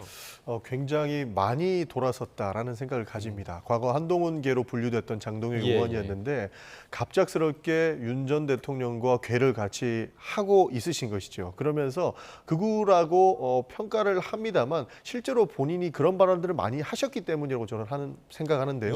기본적으로 윤석열 전 대통령에 대한 비호를 가장 앞장서서 하고 있는 부분들 많은 국민들께서 이해하실지 의문입니다. 그리고 지금 전당대회를 위해서 더 정치적인 발언과 메시지의 강도가 높아지는 걸 볼 수 있는데 당원 50%가 본인이 말씀하신 것처럼 본인을 지지해 줄지 그리고 윤석열 전 대통령과의 관계를 끊어내지 않을지 그 부분을 저희는 지켜보고 있다라는 말씀 드리겠습니다. 네, 지금 이 장동혁 의원과 이제 김문수 후보 같은 경우는 이른바 이제 친윤계 쪽의 지지를 받고 있다 이렇게 지금 분류가 되고 있는 상황인데 지금 후보들의 그런 여론조사 결과를 봐도 상당히 과반 이상을 지금 차지하고 있는 것 같거든요. 이렇게 되면 국민의힘의 미래에 과연 좋을 것인가 이 부분이 좀 물음표가 생기는 것 같습니다.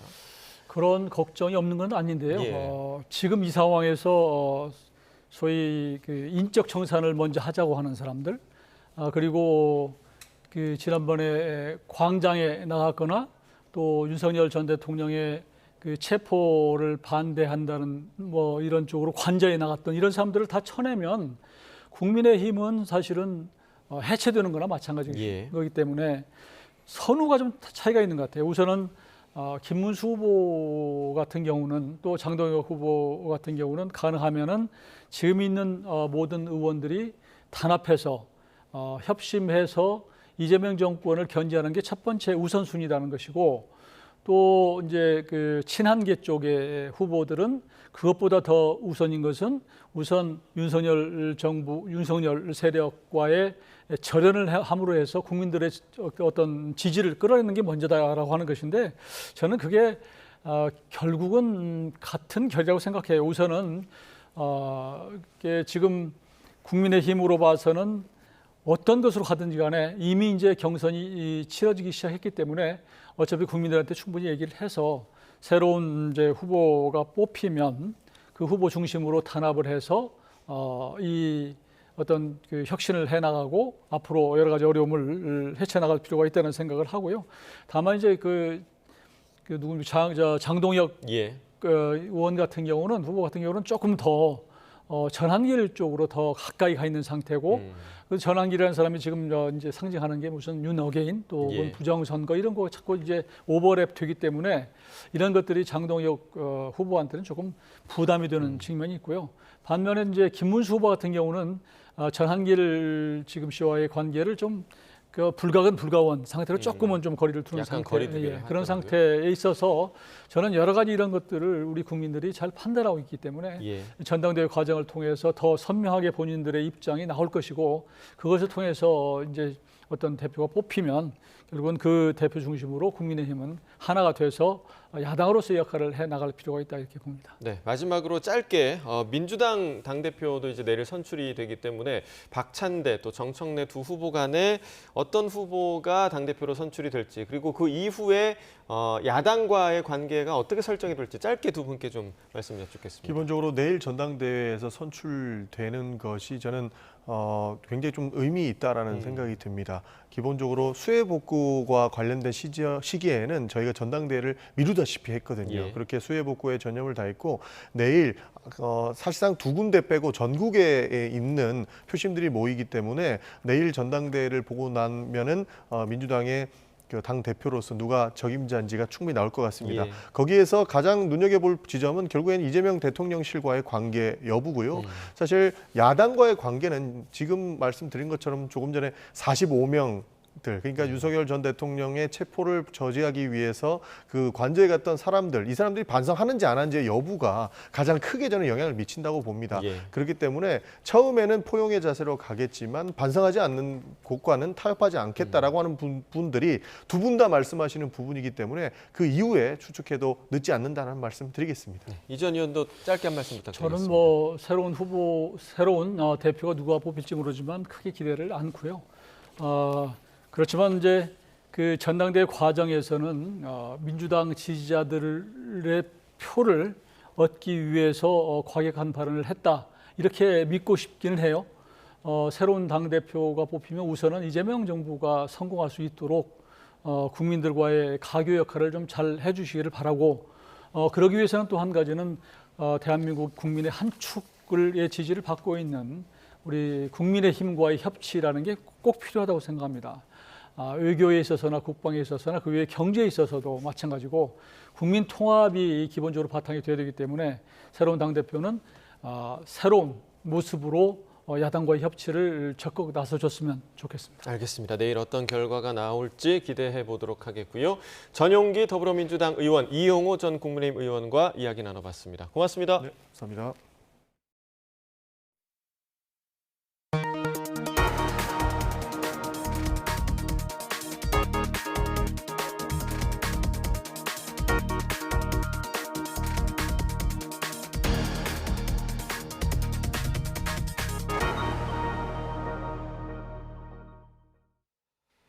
네, 연일 무더위가 이어지면서 더위를 피하려는 시민들 산속 계곡으로 몰렸는데요. 시원한 계곡물에 몸을 담그며 더위를 잊어보는데 물놀이 안전에도 각별히 유의할 필요가 있습니다. 현장에 나가 있는 취재기자 연결하겠습니다. 김기수 기자. 네, 충북 괴산 쌍곡계곡에 나와 있습니다. 네, 날이 무척 더운데요. 현장 분위기 어떻습니까? 네, 제 뒤로 물놀이하는 시민들 보이실 겁니다. 저희 취재진이 이곳에 오전 일찍부터 와서 주변을 돌아다녀 봤는데요. 계곡물이 있는 곳마다 가족과 친구들끼리 모여 무더위를 잊으려고 물놀이하는 모습 볼 수 있었습니다. 이곳에 산 시민은 더운 날씨에 시원한 물속에 있는 것 자체만으로도 만족스럽다고 말하는데요. 직접 들어보시죠. 날씨도 더운데 물에 이렇게 들어앉아서 하늘을 쳐다보고 하니까 신선 노름 같네요. 정말 좋습니다. 시원하고.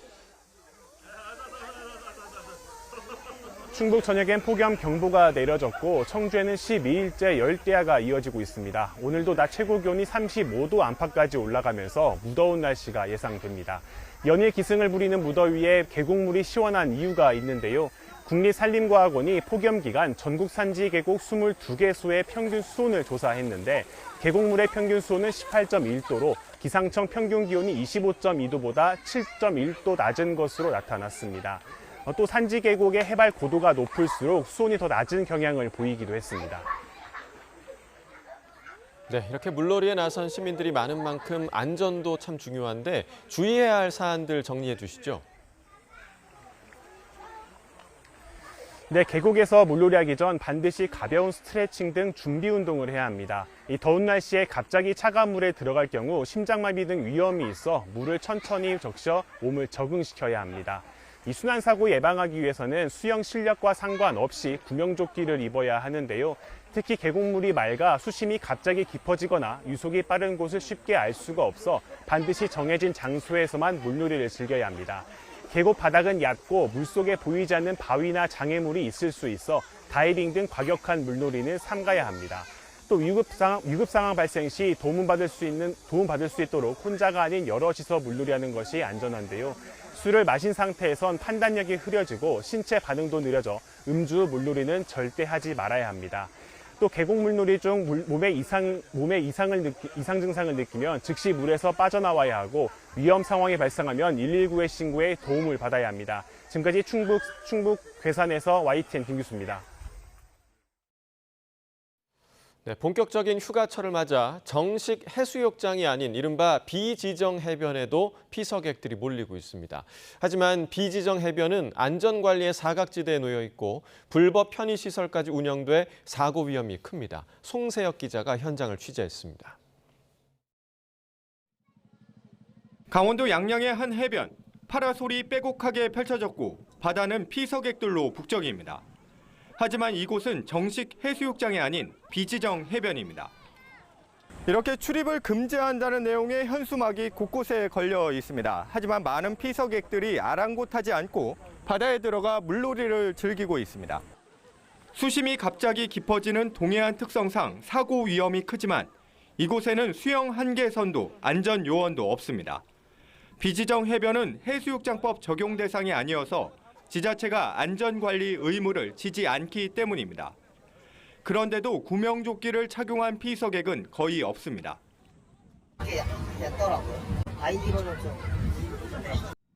안전대책은 없지만 상업행위는 해수욕장처럼 버젓이 이루어지고 있습니다. 파라솔과 텐트는 돈을 받고 빌려주고 어촌계 건물은 허가도 없이 샤워장으로 쓰입니다.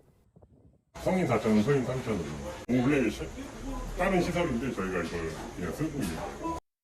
취재가 시작되자 양양군은 샤워장 운영 중단을 지시했지만 파라솔 대여는 공유 수면 사용 허가를 받았다는 이유로 제재할 수 없다는 입장입니다.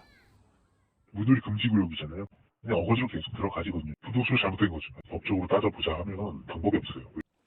이런 비지정 해변은 전국적으로 80곳이 넘습니다. 관리 주체가 불분명해 사고가 나도 구조는 늦고 보상도 어렵습니다. 최근 3년간 6월부터 9월 사이 동해안 비지정 해변에서 숨진 사람만 39명. 올 여름에도 벌써 4명이 목숨을 잃었습니다. 안전 사각지대에 방치된 비지정 해변. 일부 피서객들의 안전 불감증과 허술한 관리 속에 인명사고는 되풀이되고 있습니다. YTN 송세혁입니다. 개장 초 설치가 불발되며 피서객 안전에 대한 우려를 낳았던 부산 해운대 해수욕장에 해파리 차단망이 결국 설치됩니다. 해운대구는 다음 주 해운대 해수욕장 앞 1.25km 해상에 해파리 차단망을 설치할 예정이라고 밝혔습니다. 해운대구는 매년 해수욕장 개장 때마다 차단망을 설치해왔지만 올해는 어업권이 있는 어촌계와 합의가 되지 않으면서 차질을 빚었습니다. 해운대구 관계자는 구의 설득으로 어촌계가 협조하겠다는 답을 얻었다고 말했습니다. 폭염에도 아랑곳하지 않고 맹훈련에 청춘의 열정을 불태우는 젊은이들이 있습니다. 바로 해군 사관학교 생도들인데요. 이명준 기자가 그 훈련 현장에 다녀왔습니다.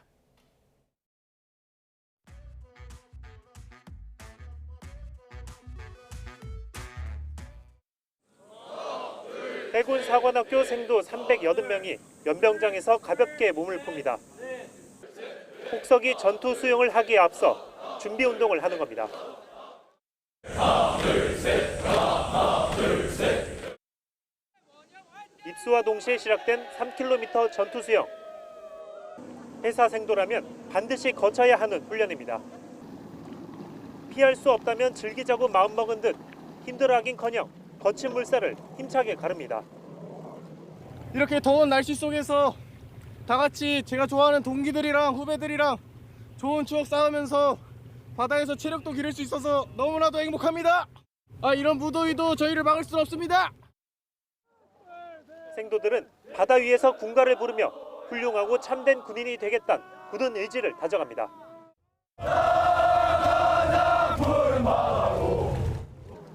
훈련의 목표인 해상 생존 능력과 적응력 향상 못지않게 중요한 건 바로 단결력. 해사 생도들은 무더위 속에서 원형 훈련을 하는 힘든 상황에서도 나 자신보다는 우리를 먼저 생각하며 전우애를 다지고 협동심을 길렀습니다.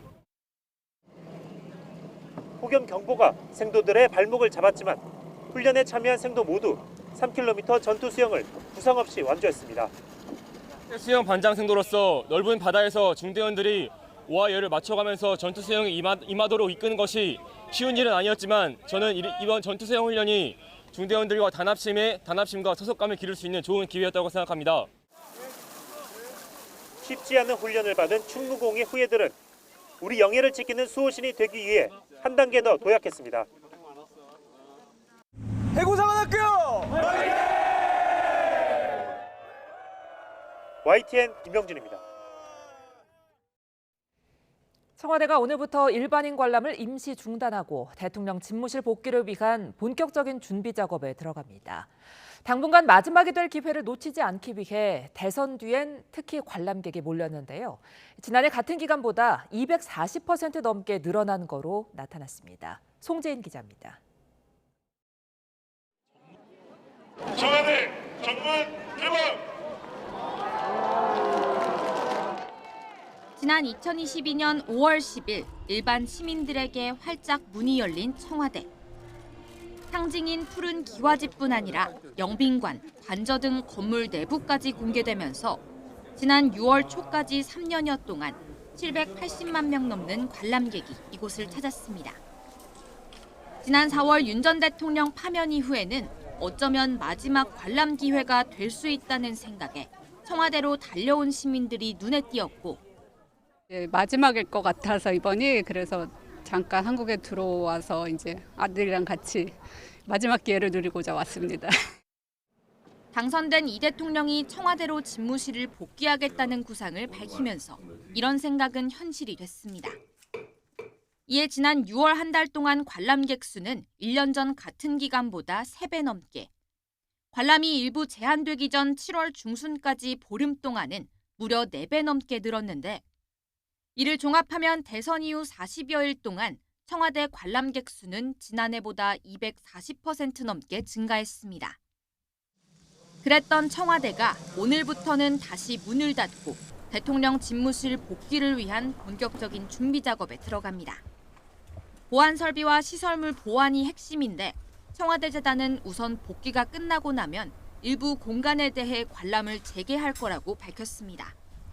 물론 이전과 같은 형태의 개방은 불가능한데 지난 정부에서 청와대 관람 운영을 위해 문체부 산하의 신설한 조직 청와대 재단의 업무 조율 문제도 또 하나의 과제로 남아 있습니다.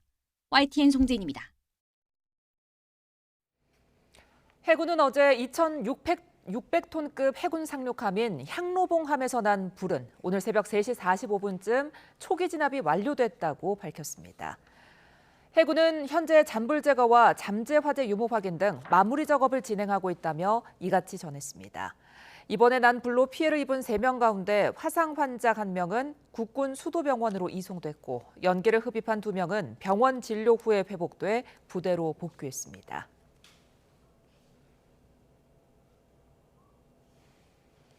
(50대) 여성이 동거남이 휘두른 흉기에 찔려 숨지는 사건이 발생했는데 피해 여성이 과거 2차례 경찰에 신고했던 사실이 확인됐습니다. 가정폭력이나 교제폭력 같은 관계성 범죄 관리 시스템이 있지만 여기에 등록되지 않았고 결국 죽음을 막을 기회를 놓친 게 아니냐는 지적이 나옵니다. 표정호 기자의 단독 보도입니다. 새벽 시간 순찰차가 골목을 달려갑니다.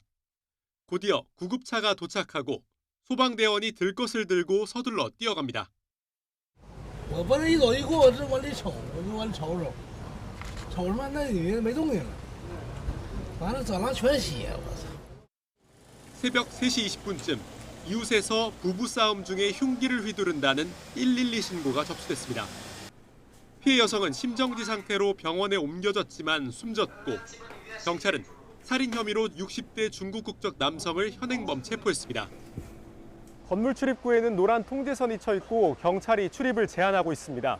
피해 여성은 이곳 건물 지하에서 발견됐는데 가해 남성과 함께 살던 걸로 알려졌습니다. 그런데 피해 여성은 이미 2차례 경찰에 신고한 적이 있었던 걸로 확인됐습니다. 사건이 벌어지기 닷새 전엔 남성으로부터 괴롭힘 당하고 있다고 신고했는데 경찰은 피해자에게 수차례 연락을 취해 말다툼이 잘 해결됐다는 답을 듣고 사건을 종결했다고 밝혔습니다. 앞서 2023년에도 112 신고가 있었는데 당시 경찰은 넘어져서 뼈가 부러졌다는 피해자의 신고 내용과는 달리 가해 남성의 폭행이 있었던 사실을 확인했던 걸로 파악됐습니다.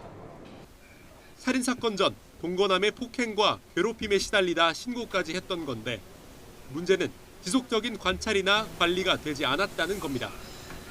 가정폭력이나 스토킹, 교제폭력 등 관계성 범죄를 관리하는 학대 예방 경찰관 제도 APO 시스템이 마련돼 있지만 경찰은 2차례 신고 모두 여기에 등록하지 않았습니다. 만약 처음 신고가 접수됐을 때부터 관계성 범죄로 분류돼 관리됐다면 정기적인 확인을 통해 여성이 지속적으로 폭력에 노출돼 있는지 등을 파악하고 예방 조치를 할 수 있었을 거라는 지적이 나옵니다. 가정폭력, 스토킹 범죄 등의 정보를 확인하는 APO 시스템을 적극 활용할 필요가 있는데요. 단순 사고로 경찰관이 처리한 부분은 범죄의 본질을 파악하지 못했다는 비판을 면하기는 어려워 보입니다. 최근 스토킹 등 관계성 범죄가 잇따르자 경찰이 전자발찌 착용 추진 등 대책을 내놓는 가운데 실제 현장에서 제대로 작동하는지도 중요하게 지켜봐야 할 걸로 보입니다. YTN 표정호입니다. 어젯밤 10시 40분쯤 경남 창원 양덕동에 있는 2층짜리 상가 건물 2층 바닥이 갑자기 무너졌습니다. 이 사고로 1층에 있던 50대 남성이 매몰돼 3시간여 만에 심정지 상태로 발견돼 병원으로 옮겨졌지만 오늘 새벽 숨졌고 2층에 있던 여성 3명도 다쳐 병원에서 치료를 받고 있습니다. 오늘 오전 7시 30분쯤 전북 완주군 온주면의 한 터널 공사 현장에서 감전 사고가 났습니다. 이 사고로 변압시설을 철거 가던 60대 일용직 근로자 A씨가 7m 아래로 추락해 심정지 상태로 병원으로 옮겨졌지만 끝내 숨졌습니다. 100차례 넘게 허위로 119에 신고하고 출동한 소방관을 폭행한 40대가 항소심에서도 실형을 선고받았습니다.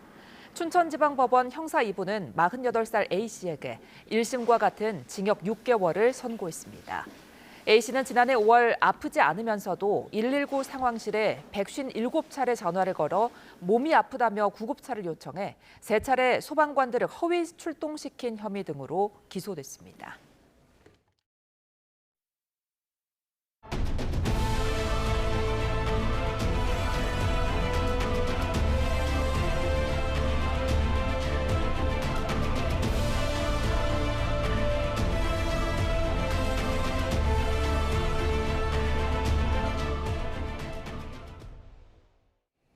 트럼프 미국 대통령이 관세가 미국을 다시 위대하게 만들고 있다며 관세 협상에 대해 자화자찬했습니다. 우리나라도 협상을 통해 상호 관세율이 15%로 낮아지며 기업들도 안도하고 있는 가운데 코스피는 급락했는데요. 정철진 경제평론가와 함께 관련 내용 짚어봅니다. 안녕하십니까? 네, 안녕하십니까? 예, 트럼프 미국 대통령 관세가 미국을 다시 위대하게 했다라고 지금 자화자찬에 나섰는데 네. 전 세계 매긴 관세율을 한번 좀 살펴볼까요? 그렇습니다. 뭐 체결된 것들은 체결된 것으로 봤고요. 예. 오늘 이제 행정명령에 서명한 것은 이제 협상에 난항이 겪었던 곳들을 트럼프 대통령이 뭐 자의적으로 뭐 기존에 경고도 했지만 이제 발표를 한 건데 눈에 들어오는 몇 가지 나라를 좀 보도록 하겠습니다. 예. 캐나다 같은 경우가 35%입니다.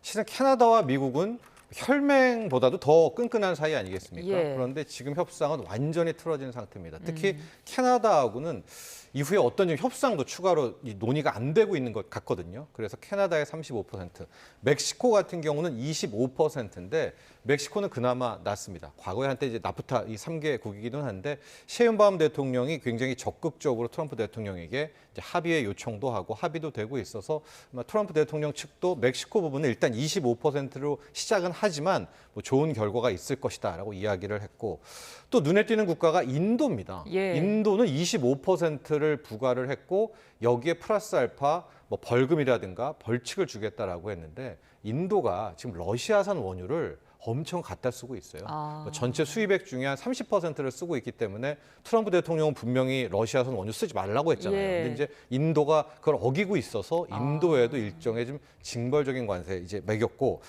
25%를요.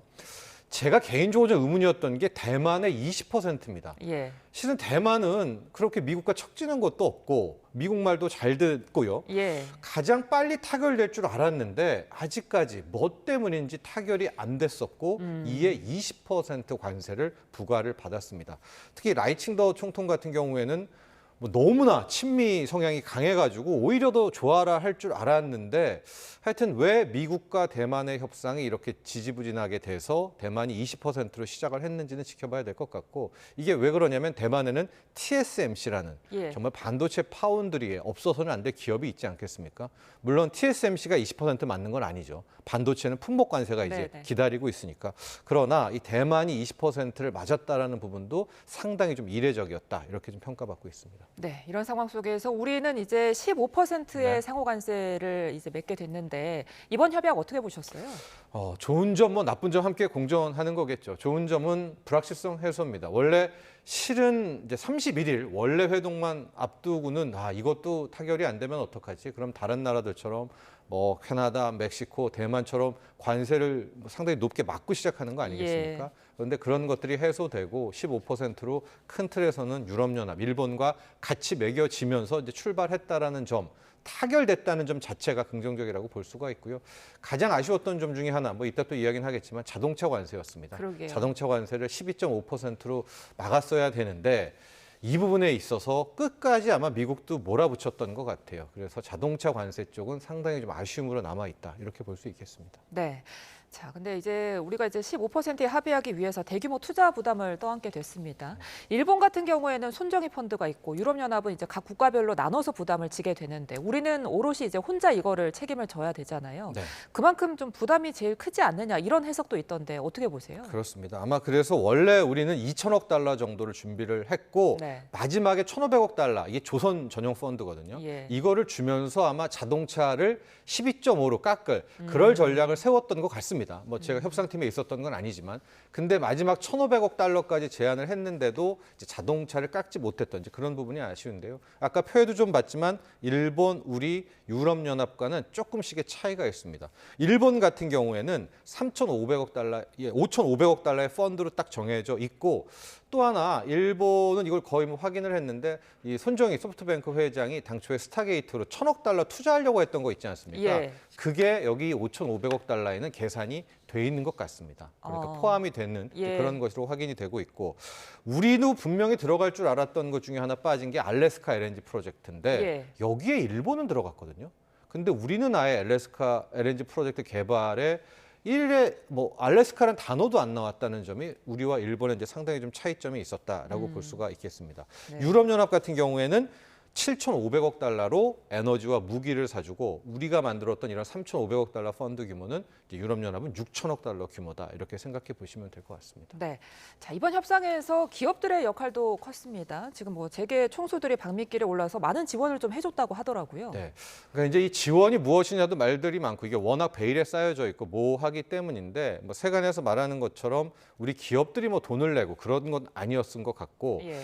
아직은 확인이 안 되고 있는 게 우리도 애당초 투자하려고 약속했던 부분들이 있지 않습니까? 뭐 현대차 그룹에 210억 달러가 있고 뭐 삼성도 이번에 텍사스 오스틴 파운드리 외에 뭐 추가 증설 이런 것들도 포함이 되는지 안 되는지는 아직 잘 모르겠습니다. 일본은 손정희 소프트뱅크의 1,000억 달러는 이제 포함이 됐다고 치는데 그럼 이번에 이 기업 총수들이 무엇 역할을 했는가? 뭐 대표적인 인물이 김동관 이제 하나그룹 부회장인데요.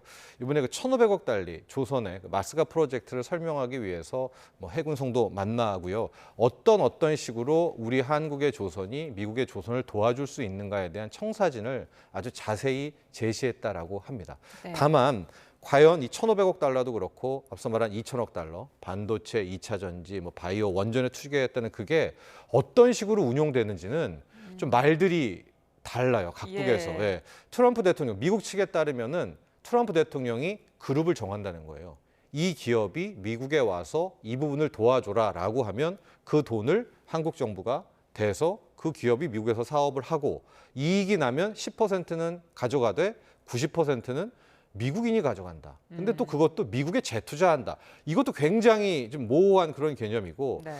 우리 입장에서 이건 일본에서도 마찬가지 논거였는데 이제 투자해라고 했을 때 그 돈 말이에요. 예. 우리나라가 주는 건지 정부가 아니면은 일종의 대출을 해당 기업에게 해주는 건지 지급 보증을 쓰는 건지 이건 솔직히 이게 프레임워크만 잡혀져 있지 세부안은 없거든요. 예. 아마 이런 세부안도 앞으로 2주 내에 이재명 대통령이 직접 이제 한미 정상회담을 하지 않습니까? 예. 그럴 때 좀 명확해질 것으로 보입니다. 알겠습니다. 그 부분 좀 더 지켜보기로 하고 농업 부분을 살펴보면 쌀과 소고기에 대한 추가 개방은 없었는데 지금 좀 우려되는 게 사과와 감자입니다. 이 부분 좀 수입될 가능성이 커진다고요? 네, 이제 미국 측에서 아마 굉장히 압박을 했었고 그 와중에 우리나라가 쌀과 소고기는 지켜낸 것으로 이제 예. 대통령실에서는 이야기를 하고 있는데 이 농산물에서는요 관세 말고 비관세 장벽이 있거든요. 가령 지금 사과라든가 뭐 이번에 그 유전자 변형 감자 같은 경우에는 검역이라는 우리가 비관세를 딱 때려놓고 8단계를 통과해야 미국산 사과가 들어와야 돼.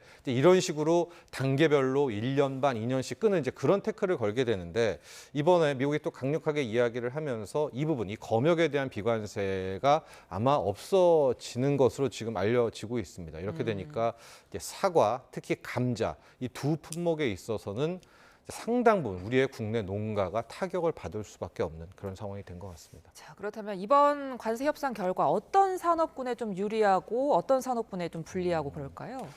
오늘 주식시장을 보면 이제 주식시장을 가장 똑똑하다고 하잖아요. 또 돈이 가장 정확하다고 얘기하고 있고 오늘 낙폭이 상당히 크거든요. 예. 코스피, 코스닥 거의 3%대의 급락세, 폭락세를 보이고 있는 와중에 몇몇 개 기업만 상당수 급등하고 있는 기업이 있는데요. 그 기업 중에 하나는 한화오션입니다. 예. 즉 시장도 알고 있는 거죠. 이번에 한미 관세 협상의 딜 중에서 조선업인데 조선업도요. 우린 양대축이거든요. HD 한국조선해양으로 이끄는 HD 현대중공업 계열과 이 한화오션의 양대축이 있는데 HD 라인은 또 안 오릅니다. 그러니까 한화오션만이 이번에 가장 뭐 핵심이다라고 판단을 하고 있는 것 같아서요. 뭐 가장 최대 수혜 역시 조선이라고 보여집니다. 예. 자, 근데 이 조선 부문이 우리가 장기적으로 볼 때 뭐 기술 이전 등의 문제를 보면은 우리 경제에 오히려 타격을 줄 수 있지 않을까 이런 우려도 나오던데요. 네, 그런 우려도 분명히 있습니다. 예. 이제 단기적으로야 들어가게 되고 우리가 뭐 미국에 지금 필리조선소라는 걸 하나 인수했지만 이제 하나 가지고는 안 될 거 아니겠습니까? 예. 그럼 미국의 조선소도 더 인수하고 여기에서 미국 군함에 MRO를 하게 되면서 우리가 다 잘하지만 군함 같은 경우에는 또 미국의 선진 기술이 있으니까 뭐 그런 것도 배우고 뭐 윈윈한다라고 이야기는 하고 있지만 기본적으로 놓고 봤을 때요. 지금 누가 뭐래도 조선의 최강자는 대한민국입니다. 그러니까 우리가 들어갔을 때 마치 과거에 우리가 미국의 원자력의 기술을 배우고 그걸 빼온 것처럼 우리가 미국의 조선업에다가 우리의 노하우를 줘야 되고 우리가 그쪽의 인재를 양성해야 되는 이제 그런 부분이 있기 때문에 단기적으로야 K조선 또 뭐 하나오션 등이 좋다고 하지만 중장기적으로 봤을 때는 이제 그런 부분도 꼭 유의해야 된다. 이런 주의의 목소리도 함께 나옵니다. 예, 또 한 가지 이제 우려되는 부분이 자동차 부분이에요. 현대기아차 주가가 지금 발표 이후에 하락세를 이어가고 있는 반면에 일본의 차 브랜드 도요타는 합의 이후에 주가가 15%나 뛰었다고 하더라고요. 네. 우리나라가 좀 불리해진 겁니까? 그렇죠. 그 2.5%의 숨겨진 벽. 아마 예. 어제도 많은 방송을 했었고 우리 시청자분들도 다 아실 것 같습니다. 같은 15%라고 하더라도 일본 같은 경우에는 2.5가 있었었거든요. 그러니까 우리는 엄밀히 말해서 12.5를 자동차 관세를 맞아야 가격이라든가 미국에서 파는 이 차값에서 이 동등성이 주어지게 될 텐데 2.5%라는 게 이 차값에 있어서는 상당히 크거든요. 물론 이런 해법도 있겠죠. 미국의 차값 올려라. 뭐 한국에서만 뭐 우리 한국 국민에게만 비싸 팔고 미국에서도 싸게 팔지 않았느냐 올려라라고 하는데 그게 그렇게 쉽지가 않습니다. 그렇게 올리면 미국 소비자들이 또 더 안 살 수 있지 않겠습니까? 예. 그래서 기업 입장에서 특히 현대차, 기아차는 지금 상당한 고민에 빠져 있다라고 하는데요. 결국 이 숨겨진 2.5%는 기업별 관세라고 해서 기업 스스로가 좀 풀어가야 되지 않을까. 뭐 유럽에서도 폭스바겐도 EU와 타결이 됐지만 자기네들이 또 뭐 투자라든가 돈 싸들고 가가지고 미국과 또 딜을 치겠다라고 이야기도 하고 있어서 아마 정의선 회장이 이것은 직접 뭐 미국 정부와 또 풀어볼 수밖에 없지 않나. 다만 이게 절대 풀리지 않는다라고 하면 좀 문제는 심각해집니다. 그럴 경우에 이 현대차라는 기업이 택할 수 있는 방법은 미국 내 생산을 대폭 늘리는 방향밖에는 없거든요. 예. 해도 안 된다면. 그렇게 되면 결국에 우리의 공장들과 우리의 생산 물량이 다 미국으로 건너가게 된다는 건데 그럼 우리나라의 이 지역 경제들에서는 또 다른 지금의 군산처럼 같은 문제가 생길 수가 있기 때문에 자, 이 부분은 우리가 두고두고 뭐 정부도 함께 이 현대차와 이 차의 2.5%를 회복하는 방안은 함께 고심해야 될 것 같습니다. 예, 이제 2주 내로 이제 한미 정상이 만나서 정상회담을 가질 예정인데 미국에서는 이 자리에서 트럼프 대통령이 방위비 등 추가 무역 양보를 요구하지 않겠느냐 이런 전망도 내놨더라고요. 좀 짧게 들어볼까요? 네. 이걸 보니까 왜 마크 루비오가 그렇게 위성락 실장을 따돌리고 안 만나줬는지도 좀 알 것 같습니다. 왜냐하면 당초에 우리는 패키지 딜을 이야기했을 때 이 방위비까지도 같이 넣어서 최종적으로 다 뽑아서 합의를 하려고 했었거든요. 예. 근데 지금 보니까 방위비는 아예 이번 협상에서 언급도 없었잖아요. 그러니까 아예 이쪽은 논의도 안 하고 따로 또 받아내려고 아마 이 라인을 좀 차단했던 것 같습니다. 그렇기 때문에 이번에 한미 정상회담에서는 방위비뿐만이 아니라 지금 뭐 일련의 보도들이 나오는 걸 보면 주한미군의 역할에 대해서도 상당히 큰 그림을 뭐 그린다 이런 얘기도 속속 흘러나오고 있거든요. 예. 그렇기 때문에 아마 이번에 이재명 대통령이 가서 방위비 또 주한미군의 역할도 함께 하면서 이번에 이제 한미 관세 협상에서 좀 애매모호한 부분들 있는 거 아니겠습니까? 뭐 레빗 대변인 같은 경우는 계속해서 이제 쇠고기는 아닌데 쌀 같은 경우에는 또 농산물을 개방했다고 미국 측이 주장하고 이런 측면이 있어서 그런 것도 좀 확실하게 하고 오면은 완료가 될 것 같습니다. 알겠습니다. 정철진 평론가와 함께했습니다. 고맙습니다. 오늘도 극심한 폭염이 이어지고 있습니다. 전국적인 폭염특보 속 현재 서울은 기온이 35.1도까지 올랐고요. 경기도 파주 탄현면이 36.5도, 강원도 정선이 36도 등 대부분 지역에서 35도를 웃돌고 있습니다. 구름 사이로 볕이 내리쬐면서 현재 전국 대부분 지역의 자외선 지수도 매우 높게 치솟았고요. 점차 오존 농도도 나쁨 수준 보이겠습니다.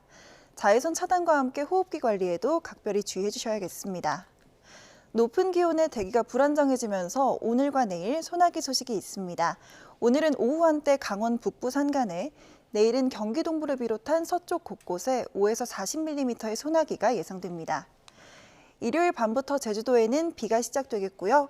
화요일과 수요일 사이에는 중서부를 중심으로 비가 내릴 전망입니다. 날씨였습니다. 이상으로 금요일 뉴스나우 마칩니다. 시청해주신 여러분 고맙습니다.